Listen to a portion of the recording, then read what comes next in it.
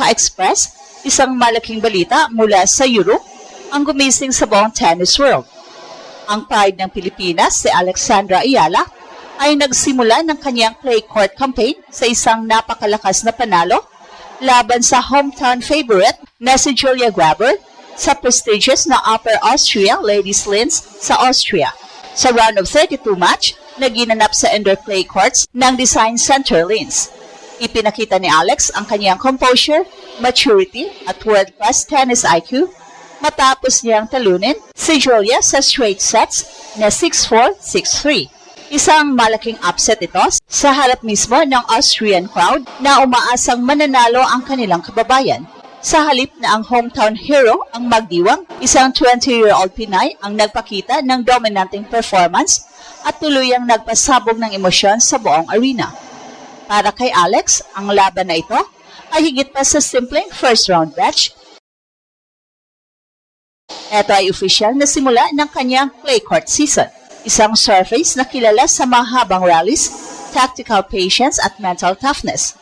Kahit na mas mataas ang ranking ni Alex sa panahon ng laban, hindi naging madali ang matchup. Si Julia ay kilalang clay specialist at maraming karanasan sa ganitong surface sa European Tour.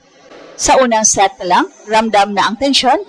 Sinubukan ni Julia na gamitin ang suporta ng crowd para mag-build ng momentum. Pero sa bawat pagkakataon na nagkakaroon siya ng opening, mabilis itong sinasagot ni Alex sa pamamagitan ng solid baseline rallies at precise shot placement. So dito nagsimulang makita ng tennis fans kung bakit patuloy na tumataas ang reputasyon ng Pinay star sa international circuit. Sa unang set, nagpalitan ng service holds ang dalawang manlalaro sa mga unang games, pero sa kalagitnaan ng set, nakita ang strategic adjustment ni Alex. Sa halip na pilitin ang power exchanges, ginamit niya ang heavy topspin forehand at deep cross-court shots upang ilayo si Julia sa baseline.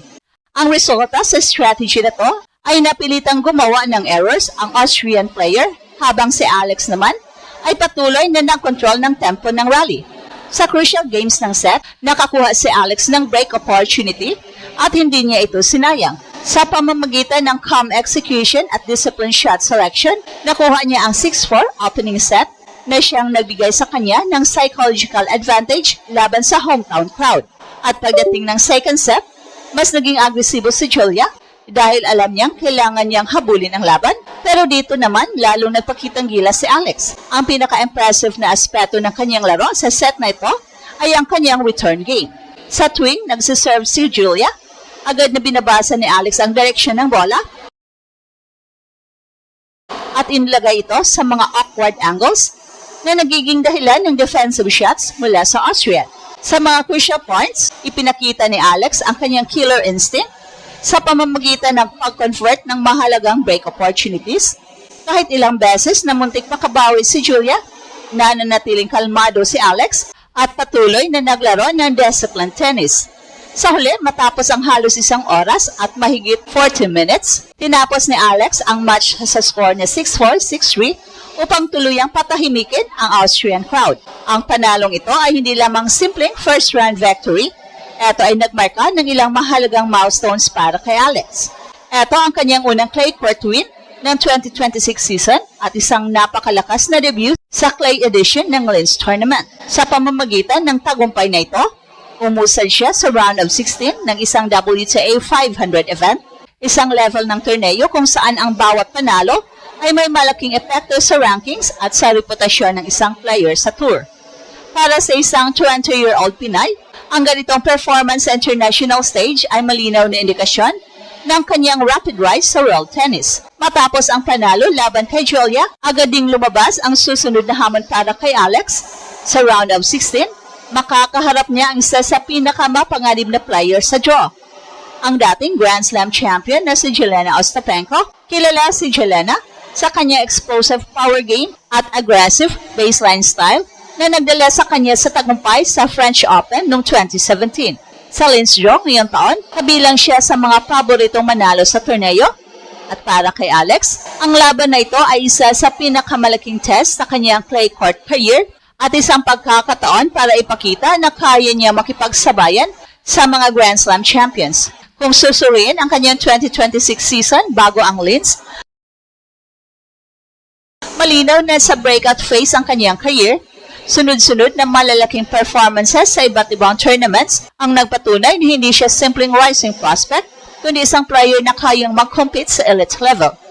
Ang consistency ni Alex sa high-level events ay nagpapakita ng maturity na bihirang makita sa mga batang players sa WTA Tour. Sa bawat tournament na kanyang nilalaro, mas lalo siyang nagiging comfortable laban sa mga top players sa mundo at mas nagiging kompleto ang kanyang overall game. Isa sa mga dahilan kung bakit maraming tennis analyst ang naniniwala sa potensyal ni Alex sa clay ay ang kanyang training background. Si Alex ay produkto ng Rafa Nadal Academy sa Spain, isang training center na kilala sa paghubog ng elite clay court players. Ang system na ginamit upang hubugin ang laro ni Rafael Nadal ay nakikita rin sa development program ng Academy. Makikita ito sa laro ni Alex sa kanyang heavy topspin forehand, disciplined shot selection at matibay na defensive coverage sa baseline. Ang mga skills na ito ay napakahalaga sa clay surface kung saan ang patience at strategy ay kadalasang mas mahalaga kaysa raw power. At matapos ang kanyang panalo sa Linz, mabilis din kumalat sa social media ang balita tungkol sa impressive performance ng Pinay star. Maraming tennis analyst ang nagpahayag na ang laro ni Alex laban kay Julia ay nagpapakita ng maturity na lampas sa kanyang edad. Ang kanyang composure sa break points at ability na mag-adjust sa rally patterns ay ilan sa mga dahilan kung bakit maraming observers ang naniniwala na maaari siyang maging consistent top 30 players sa hinaharap. Para naman sa mga Pinoy fans, ang panalong ito ay isa na namang proud moment para sa bansa at isang paalala na ang Pilipinas ay may bagong tennis star na patuloy na sumisikat sa international stage. At sa mas malalim na pagsusuri, ang panalo ni Alex sa Linz ay nagpapakita ng isang mahalagang trend sa kanyang career trajectory. Hindi lamang siya nanalo laban sa mga mid-ranked players, kundi ipinakita rin niya ang kanyang kakayahang kontrolin ang pressure sa mga hostile environments tulad ng isang hometown crowd. Ang ganitong klaseng composure ay karaniwang nakikita lamang sa mga experienced players sa tour.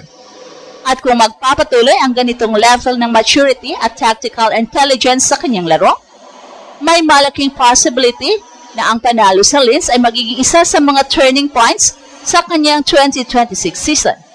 Isang sandali kung saan nagsimulang makita ng buong tennis world na si Alex Ayala ay hindi na lamang rising star, kundi isang tunay na contender sa global stage. At ito ang Express Info kung saan bawat kwento ginulat ang mundo. Don't forget to like and subscribe.